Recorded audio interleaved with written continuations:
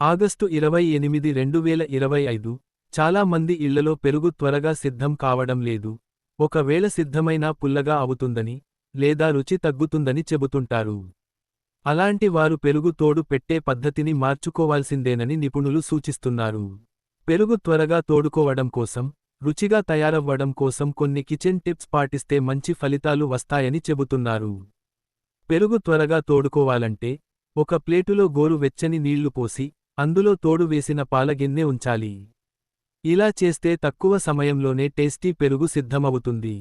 మరొక పద్ధతిగా, తోడు వేసిన గిన్నెను మరో గిన్నెలో పెట్టి మూత పెట్టినా త్వరగా పెరుగు సిద్ధమవుతుంది.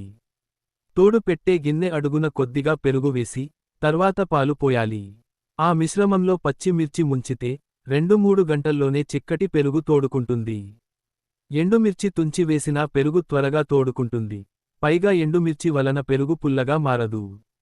తోడు పెట్టాక కవ్వంతో కొద్దిసేపు చిలికితే కూడా, పెరుగు త్వరగా తోడుకుంటుందని చెబుతున్నారు.